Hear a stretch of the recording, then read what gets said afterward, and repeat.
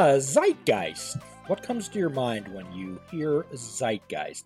Well, my friends, you're just about to find out because you have stumbled onto or entered the door or fallen into or actually maybe came here on purpose, fishing without bait, a lifetime without definitive expectations, where we help people explode into their lives with full impact mindfulness. We're looking for people who want to create their lives rather than find them their old self. We're looking for people who want to enjoy and participate in life, who enjoy traveling down rabbit holes to find out what's there. And today, as always, I'm joined by my good friend, co-host, and producer of this program, Mr. Mike. Mr. Mike, when you hear the term zeitgeist, what comes to your mind?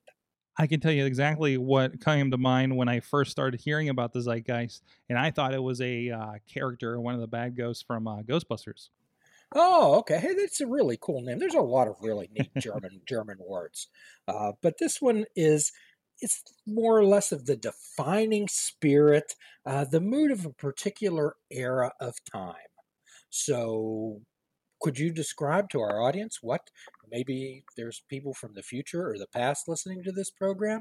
Could you describe to someone from the future or the past who is listening to this program what is the zeitgeist of this particular era?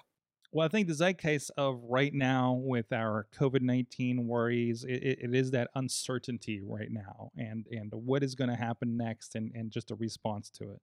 The zeitgeist here, from what I'm hearing from both my patients and my friends, and generally what I hear out there, is an era of uncertainty, an era of uncertainty about the future, and also like an aura of boredom, and also a particular error in this time as to who can we trust for correct information.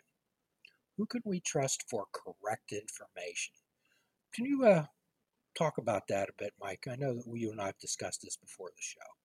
Oh, absolutely. We actually put in a clip from last week's episode called "Bad News," when we discuss finding a news source you can trust. And then, as I read that, and just as it mulled around in my head, and I started looking at the sources that I pull up on a regular basis, I see in my news feed, I kind of went back and questioned in my head. I'm like, wait, how do I discover who's a trusted source, when I look at these? And I actually did find an article that I suppose I'll link on. Actually, I do have it on my Twitter as well, but we'll share it over on Fishing Without Bait. That breaks that down, right? To what are the 6 key things to look out for in that trust, and to make sure you're not sharing bad information. You're not making things worse by sharing just bad and sometimes dangerous information that unfortunately there's so many sources between different levels of government right now, different levels of news, anecdotal stories that you're hearing, that you just have to step back and say, where did that come from? Is that just something people are saying because they're scared? Is that just something that's happening that people are saying because there's some kind of agenda one way or another, and not just a sinister agenda that some may think of, but it could just be financially motivated, politically motivated, just spiritually motivated, emotionally motivated, from wherever that source might be. There's always a thought, and that says consider the source. Consider the source. And we've talked about this before, Mike, that people generally are influenced by the last bit of information they heard, read, or was said to them. And they generally like to pass that on. Did you ever play a game at a party or maybe when you were in school and everyone got into a circle and maybe someone started off by whispering a statement to their friend, and then they were supposed to pass that statement around, whispering in people's ears. Let's say the phrase went, John went out to the woods fishing with his brown dog Rusty. So how do you think that may have been permeated and mangled as it goes around the circle? Well, I think that's the game of telephone, and just gets, yeah, it gets absolutely warped by the time it gets back around. Sure. So quite often we hear some catchphrases and we want to repeat that as soon as possible without catching the underlying context. Oh, you mean like quotes? Yes. that we like to share and apply to our situation? Yes. Yes. So we like to say things that confirm our existing beliefs. We talked about confirmation bias before, where we search out information and pass it on that confirm our existing beliefs. Hmm. So we always want to consider the source. What do I know for sure? And developing a mind of awareness. And there's always been times of uncertainty in the world and with the mass communications. However, this particular time has its own microcosm in time.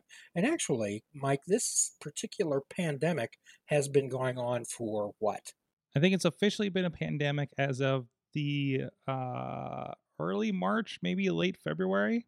Okay, so we're looking at less than 90 days. We're looking at less than 90 days, where the Great Depression had its own particular zeitgeist, the particular spirit of that time, which was poverty, which was struggling, which was uncertainty and fear.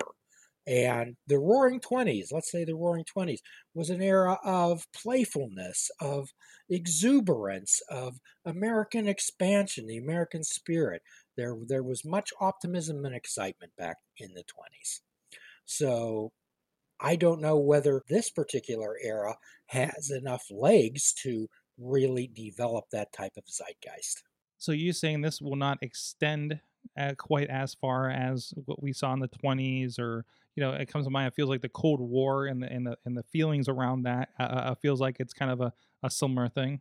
Yes, and the further we get from the event, the in the 12-step world, Mike, we talk about people having quick forgetters. Hmm. Having quick forgetters when we get complacent. It's like when we get complacent in a relationship, when we get complacent in a job, when we get complacent with feeding the cat, we get complacent in exercising or anything in our life.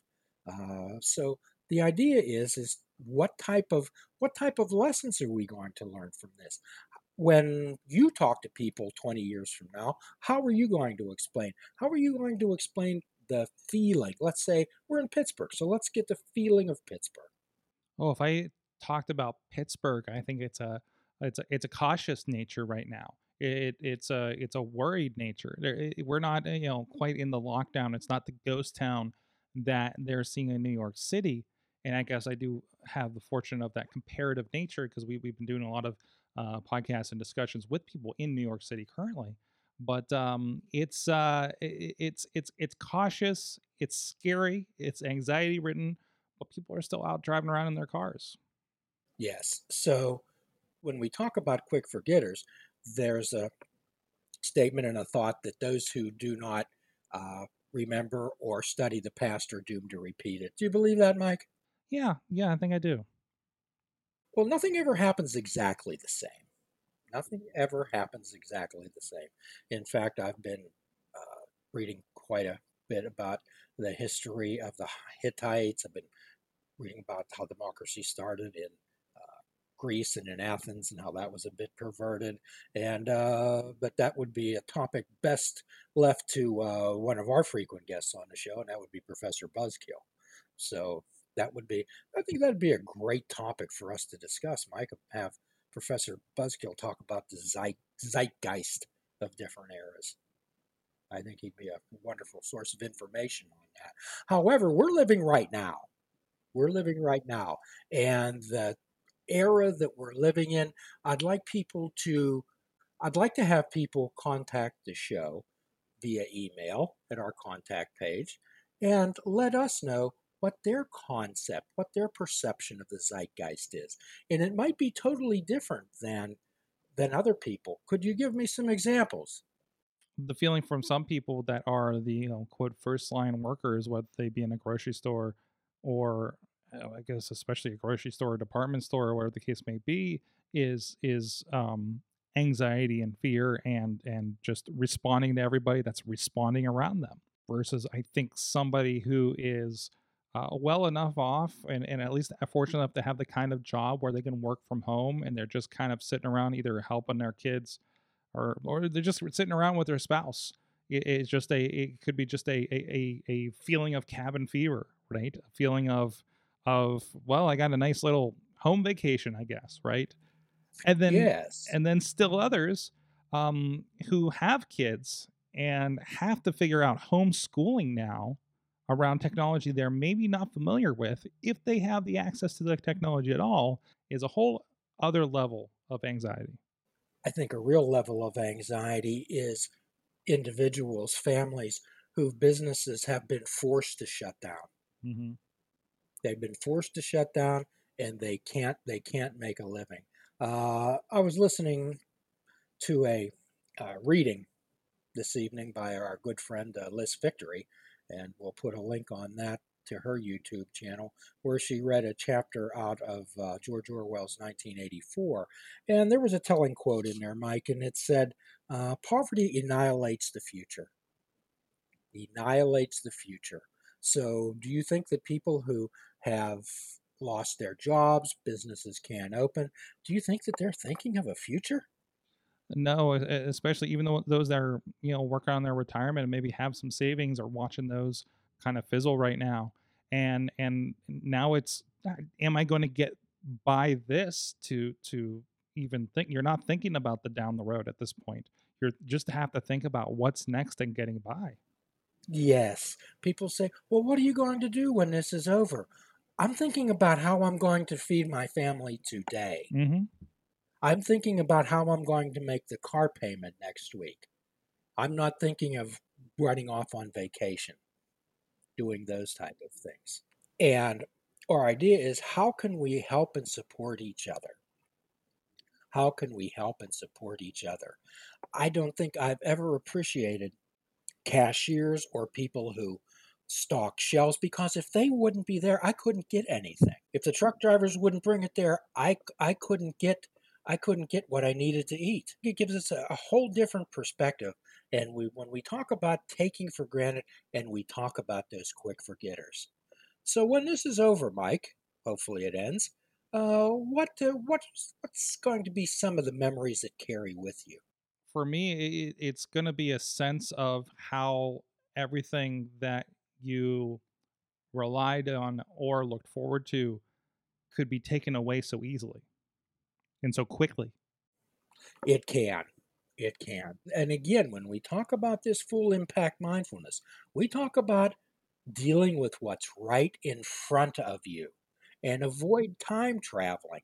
Well, gee, we used to have it like this. Or when this is over, I'm going to be doing this. So, and again, it's action and effort in the present that make a future possible. You can create your own zeitgeist. You can create your own spirit of your own life. I always said from the beginning when this first started going down over a month ago, okay, stop thinking about why this is happening and if it's the right thing from the top down. This is the situation. What are we going to do about it today? That's correct. And that gets frustrating a little bit, especially as maybe a business owner, maybe as somebody else dealing with the world right now, because things have changed so rapidly and could still change significantly depending on how things play out. And all you can do is look at what is here, what is the situation now, and what are you going to do about it? Are you okay and you're on unemployment and you're going to ride that out and you're going to take advantage of that to make create something to maybe create something new? Like one friend of mine who just got into woodworking is now talking about being potentially an entrepreneur in the space. Or are you a business owner who has seen a giant shift on the way the world works and you're looking at how your product and or service now applies in that new world, if at all? And what are you going to do about that? Uh, uh, you know, or, you know, are you going to consider maybe treating your teacher a little nicer after homeschooling your kids for the last month, next few months, whatever the case may be? Yes. So you've heard the quote out of a famous novel that said, "These are the times that try men's souls." And we often talk about defining moments in life. These are moments that define your life. These moments define your values and your choices and your non negotiables. Mike, when you think of a hero, I know that you're into superheroes, so am I. When you think of a hero, what do you think of? Somebody who acts in a selfless way. Yes, and but however, unlike the movies and the comic books and the videos, heroes don't walk around doing magnificent works every day. Okay, it's opportunities that make heroes. It's and opportunity and preparation make heroes. Opportunity and preparation. It's your ability to remain in the present and use whatever gifts, talents, and abilities you have in a certain situation to deal with it. Yep. And that means, Mike, that means overcoming one of the topics that we discuss frequently on this show. Fear. Yes, absolutely fear. So fear definitely permeates through people's lives. I think this might be one of the zeitgeist of this particular era. However, when the dark begins to speak to you, seek the light. Seek the light. When you face the sun, the shadows can only be behind you. They can only be behind you. So my suggestion is to be with good people. If you want to be a better person, then be with better people. If you want to be smarter, hang out with smarter people. Choose your company. This is a great opportunity for individuals to practice those holistic wellness methods we talk about. Treating yourself like a flower, the water, taking care of your physical body, the sun, the spiritual connection with something, and the soil, the people, places, and things that you surround yourself with. And of course, Mike, that always involves choice. And again, before we end the show, I'd like to challenge everyone out there to contact us either through Twitter or contact us through email on the show, the contact page, and let us know what your zeitgeist is of this particular era. And as always, we give you a free prescription: fruits, nuts, and vegetables. Unplug your television and take up fishing. And for a truly mindful experience, we suggest that you fish without bait. Do a kindness for yourself, do a kindness for another. Forgive yourself and forgive another. Till all are free, none are free. Namaste, my friends. Please check out our website at fishingwithoutbait.com, where you can listen to the show, comment on our discussions, and find out where you can subscribe to our podcast. If you're interested in flying the colors of Fishing Without Bait, click the shop icon on our website. We have clothing, mugs, cell phone cases, and so much more. Show the world that you fish without bait. This show is a member of the Sorgatron Media Podcast Network. Find out more at sorgatronmedia.com.